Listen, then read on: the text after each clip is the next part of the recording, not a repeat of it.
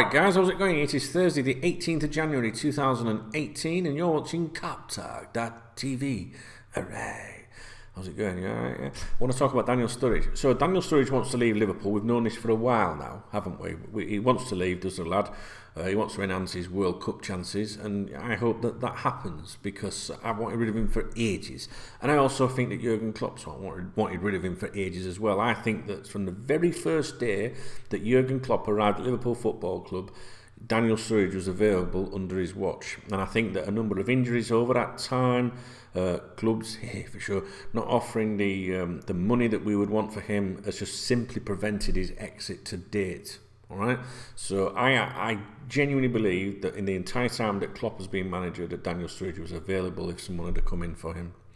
Now, he obviously wants to go, to increase his World Cup chances. Liverpool are willing to let him go. Will it happen? What do you think? I can see it happening. Obviously, Liverpool want £30 million for him, which probably means they want 20. So if someone offers the cash, then it's going to happen, isn't it? Providing the player's happy with the suggestion. The thing is, at the moment, there's not really we don't really see, do we, anyone really throwing lots of money around for him or wanting to. We've seen interest, which will be sub £30 million. We've seen loan proposals and things. What we've heard of, Inter Milan being one. Their interest appears genuine. They seem to have tracked him for a couple of months. And the question is, would Liverpool allow him to leave on loan? Now, you know that it doesn't make sense to loan out players of a certain status in your squad, right? You might loan, say, Danny Ings, for example, because he's come back from injury. You might loan a youngster, for example, to gain valuable first-team experience, but you're not really going to loan someone like Daniel Sturridge if you can help it. That's not what they want to do. They want to get the money. But the thing is with Daniel is that, if nobody offers hard cash by the end of the month, I've got a feeling that they might do a loan move with a club like Inter Milan, for example, because one, it gets him out of the Premier League. So he's, it's not like they're loaning him to a club that could be, a rival, if you want to say that. And also it saves a lot of money because he's a big earner, and I think that's where the loan possibility chances increase if nobody comes in for him. It's because it's like when he earns a lot of money, he gets to get rid of him. The thing is with the Italian clubs is that they there's never anyone there, guys. When I look over there, honestly, I don't know why I even do it. I think it's just lonely, I won't be lonely when I'm on that X-Hamster tonight, man. Fucking hell, man. 280 megabit upload and download and that. You fucking what? I'll be unloading that. Anyway, so alright. So the thing is with the Italian clubs is that they often, right, all clubs sometimes on loans, right, they'll say, oh, we'll take him on a loan with a view to a permanent deal in the summer. Now, usually when that happens, say in a Premier League club or Championship club or whatever, the English game, that tends to often happen. But with the Italian clubs, I think they try it on a bit. I think they give that spiel, knowing damn well they've got no intentions of ever paying up for the player they've got on loan. So. And also, they'll take a player on loan. Like, say, you could imagine taking Sturridge on loan with a value of 30 million, and then in the summer going, well, we don't want to do it, but we'll offer you 5, if that helps. It's just that's the way the Italian seems to work. I mean, they haven't got money to throw around like our clubs, have they? You know what I mean? So, anyway, so the point of the video was to ask you, what do you think will happen with him? I think he'll go. I don't know. I don't know if he'll go. I have no Twitter ITK. I can't be doing with all that Twitter ITK bullshit, guys. I'm not down with that. I'm not down with that. So just let's get that. I like to put that little reminder out there. I ain't no ITK. You know what I'm saying? Fucking hell. I'm a granddad. I'm not 15. Yeah. What's worse than a fucking Twitter ITK? Some cunt that follows them. That's what's fucking worse. Anyway, they do my head in. Do you know why they do my head in? Because so many people come to me and go, don't, what do you reckon about it? I say, well, who said that? And they've gone, such and such. And I never know these people, so I don't fucking know anyway. I'm like, I don't fucking know. Why would you? The fact that you're having to ask if it's fucking genuine is do you know what I mean? Stick to your credible people that you trust. If you're not sure of someone, like, don't fucking listen to them, you know what I'm saying? And watch their accounts if they're constantly promoting betting and shit like that, like these Twitter accounts do. You know, is that what they're up to? And how can some of them, right, know everything about everything at a club? And also even know everything about everything at every fucking club. How is that even possible? 20 years I've been doing this, like. And you get bits here and there, and you make, you know, you do build up a network of contacts, and the different jobs, you know, they might be directly employed by, say, a club, or they might be contracted to a club, you know, so you do get to, you do get bits, but you don't know every fucking thing, you know what I mean? And it's a lot more difficult today than it was back in the day when I started out, because now you've got foreign managers, foreign assistants, outsiders at our club, you know, being the chief executive, for example. You've got directors that aren't here, chairmen that aren't here, owners that aren't here. So back in the day, you know, when the club was like all like local people or whatever, people based here, you know, people talk and they're just talking to friends, and that's how stuff got out. Liverpool now, when you hear this stuff where they say, oh, it's on lockdown, yeah, that does happen. You do hear that when people are a bit more like, you know, like a bit more responsible. But when you see people say, oh, Liverpool totally, they're so much better today than what they've done, bringing in these changes to stop leaks of it. It's nah. It's because it's just outsiders that are here now, and they don't know fucking Dave Dog and Duck to talk to on a weekend, do they? You know what I'm saying? So the club still leak stuff when it suits them to certain journalists. The thing is to work out who to watch in the media that's mainstream, right? And then work out who it is that's feeding them. And it's been dead easy up to now, I think. Anyway, we don't want to be talking about them fucking idiots, do we? But, you know, they're doing the thing, and if they're making people happy and creating and all that, that's fantastic. Fantastic, as Brendan would say. Me, I ain't got no time for that shite. So, I have a Twitter account at Duncan Oldham. Follow me. I like to go on there and wind people up and have a bit of a laugh and a giggle and stuff like that, because life's too fucking serious, yeah? But I also have an undercover account. I do. I have an undercover account. Fake name, right? A chick is the profile picture. I know, listen, hear me out, right? If you're a chick and they've got a private account, they'll always let you follow them, right? You know what I'm saying? If it's a gadget. So you got a nice little, you know, I can't give you any more clues because you might find it, but I use that to snoop on certain journos, especially when they're interacting with each other and shit like that. You know what I'm saying? Yeah. Now you might think to yourself, why do you do that? Why do you not just follow them with your normal account? I do actually follow the people that, you know, I've got interest in following. And sometimes, you know, if you follow someone, it doesn't necessarily mean it's an endorsement, because sometimes you follow them to see what they're saying because you think, nah, that's just bullshit. Or you might think they're being deliberately funny about something, you know, what they're putting out. So, you know, it's good to follow everything, I think, yeah, apart from the IT kids. Yeah. So, but the reason I use a private account, the main reason, to be honest, an undercover account, is so that people don't know everything what I fucking see. Because I know some really fucking good, you know, I know some people, right, that work for the club, right, that are on Twitter, but they don't like have it in the profile and stuff like that. You know what I'm saying? So if they go somewhere, then I know about it. Does that make sense? Yeah? You get it, yeah? So if someone that does similar stuff to me knew all them people were, or they'd follow me out, they'd look and see who I was following, wouldn't they? You get it? So anyone that I'm following on Twitter, I'm happy for people to know about. The ones that I think are like, hello, see what that comes up to, I keep it on my other account. Yeah. I never go on it, to be honest, maybe once a fucking week or something. I do like me personality on there, my little chick and that. Well, I say little chick, that sounds wrong. The picture is she's at least 30.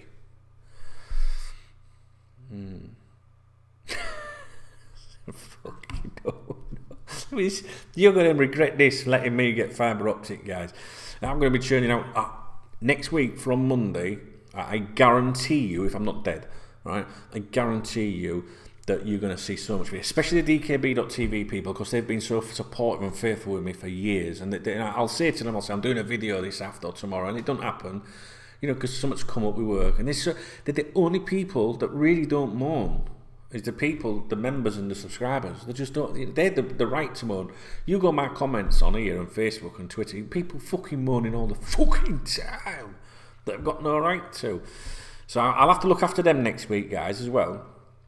But you know, they're family, and you know, they obviously watch these videos. Anyway, next week we're gonna. Oh man, can't wait. This video is 10 minutes long, so this will be interesting to see how long it takes to upload. I'm so excited. So Daniel Sturridge, what do you, fucking hell, are we still talking about him? What do you think? What do you think, guys? What do you think will happen? I don't dislike Daniel Sturridge. I think it's just a shame, because I think if he hadn't have had them injury problems, guys, I think he would be class, wouldn't he? He would be class. And he's got a bit of something about him, you know, whether you like his personality or not, at least he's got a fucking personality, whether it's one you agree with or not, because there's some right boring fucks in the game, isn't there? But he's alright, I'm not sure that he fits in with the mentality that I want at the club, though, you know what I mean? But I'm an old fart, so, anyway, so, Daniel, peace out.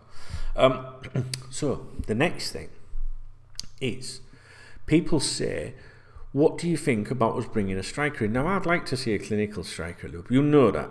Now, I saw some stats today about Firmino that were mentioning his goals scored from chances, you know, conversion rate. And I think, because I only glanced at it, guys, I think it was that. And it was up there above, you know, some of the top players, strikers in the Premier League or whatever, Harry Kane being one of them. So he buries his chances, right? And in some ways you don't want to change anything, do you? But I'd still like to have, you know, a quality striker at the club, right? So a lot of people, they immediately think of the lad at Borussia Dortmund, Aubameyang. You know, I can't pronounce names. That sounds about right. But you know what I fucking meant. That's what annoys me when people say, that's not how you pronounce his name. I say, no, but you know what I fucking meant, didn't you? Anyway, the thing is with him, right, we know that Klopp has previously sniffed around him.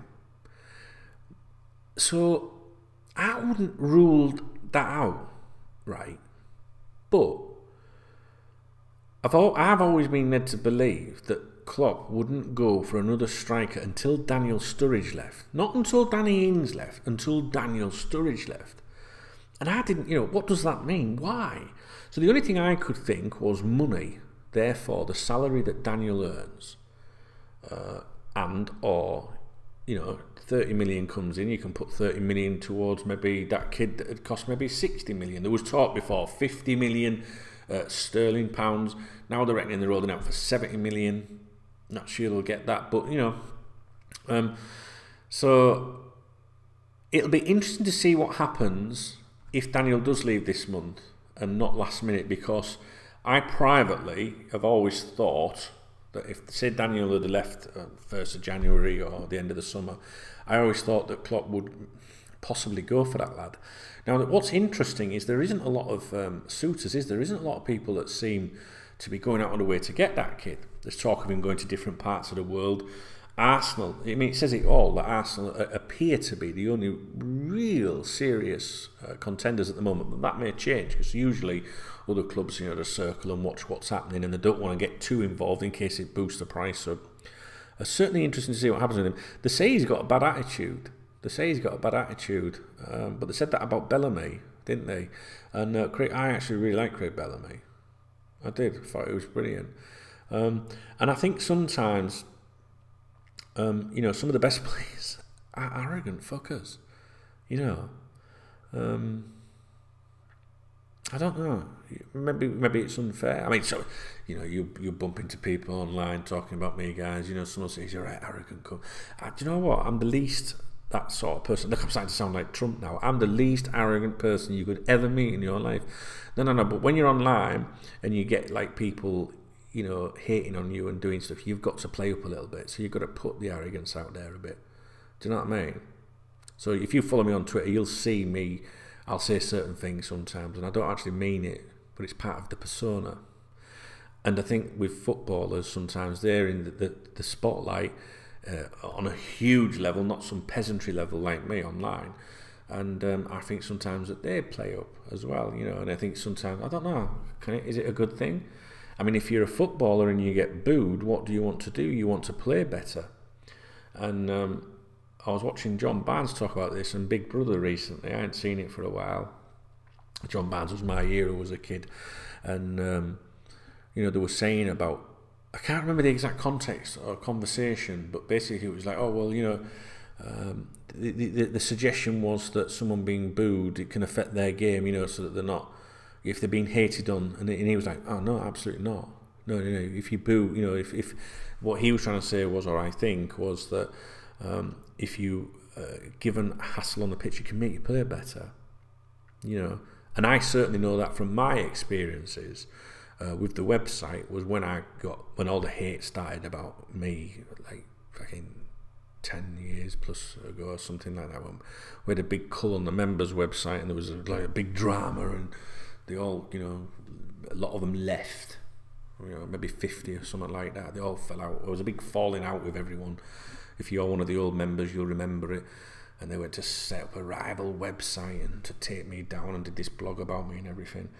And it wasn't very nice at first, but then after a while, it sort of, it puts in your head that I won't be beaten, you know, so you can become complacent and just plodding. But when you get some people putting you down and saying you this, that, and the other, and lying about you, it makes you fucking, do you know what I mean? It's the best thing ever. So if you ever start, I don't know, a website about something or an interest, and people start putting you down, turn that into a positive and make you fucking want to deliver. And I think that's what happens with footballers. Honestly, guys, I really do. You know, they used to say, you know, certain players would come to Anfield, and you know, you would just know that certain players would get booed non-stop, but you'd always they'd be booing him, and then they'd put the ball in the back of the net, and it'd make it even worse, wouldn't it? So yeah, so I'm not really sure that attitude, I guess it depends. You know, the manager is going to know more about him than any of us, so why would he have looked at him before? And I guess can a player's character be changed positively? I mean, if you look at the Sacco incident, the boss obviously bombed him out, didn't like what he apparently was bringing into the squad. So, but you know, players, I've seen players signed before. You know, some people were a bit, you know, unsure about the Ox, and I think he's been amazing. And he actually looks, you know, comes across now. I pay attention to the players, not just when on the pitch, you know. And he comes across like I could imagine him being a captain. I'm not saying like make him captain of Liverpool, but I could imagine him being a captain. Yet the preconceived, you know, opinions of him before he came to me, like, he's a bit cocky, he thinks he's it and that, you know, he looks fucking, you know. It's like judging people on looks. You know what I mean? That's why people think I'm a cunt, because they say, look at him, he looks like a cunt. You know what I'm saying? So I don't know, this Aubameyang, whatever the fuck he's called, I guess he's available. I would love it if we went for him. We know that there's been prior interest in him from Liverpool and from Jurgen Klopp. Right now, you know, I don't know. You can go with what you've heard, you can go with what your own hunch is. And I think it's a combination of both, going from what people have said to me and what I think, what I hunch, what I, you know, just think, is that I could see us going for him, but I'm not. I think we'd have to sell Daniel Sturridge first. And you know, I'm sure I saw that posted on the members' website recently by one of our contributors as well. I don't know. You guys will probably know, you know, better than me. It's impossible to keep up with everything. Anyway, so that's basically the end of the video, I think. So the two things were, in case you've fucking fallen asleep, and I've just woke you up, was, what were the two things? Daniel Sturridge, yeah? What will happen to him, guys? What do you reckon? And me saying that because he's a big earner, I wouldn't be surprised if they did take a loan for him if you know, there was no option to sell him to someone and get the money in.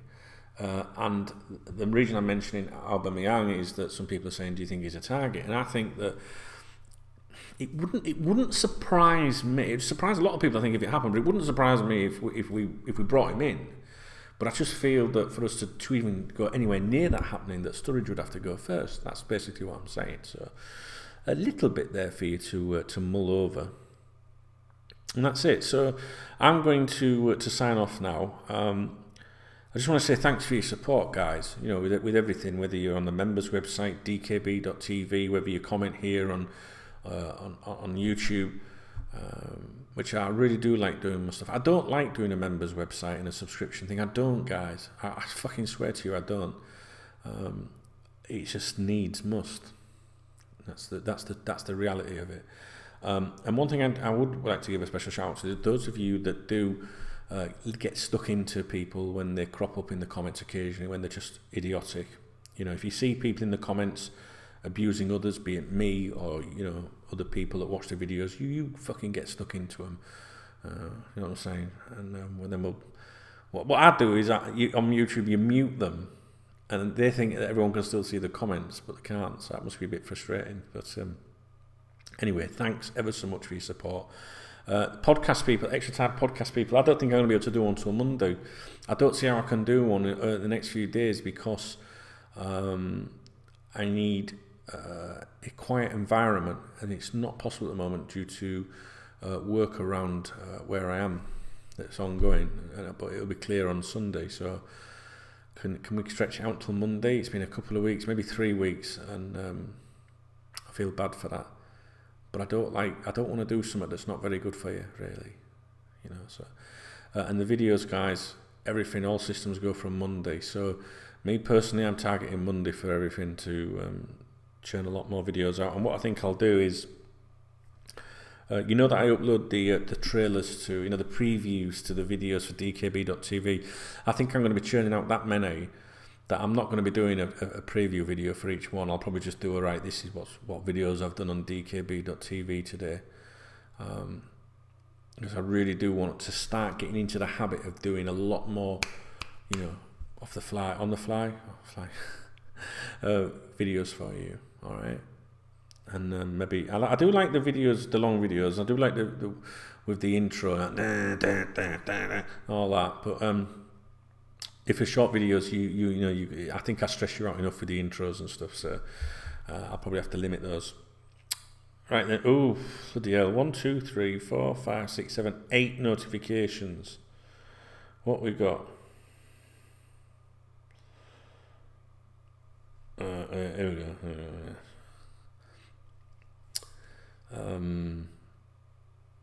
Contact.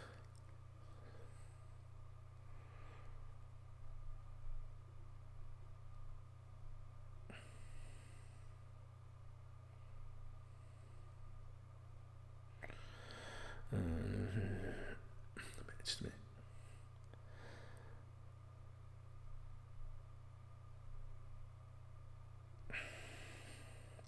Don't have to spell it. I'll have to go back to that one. Oh, here we go. All right, that's gone. That's gone. That's gone. Gone. Nobody signed up to dkb.tv today.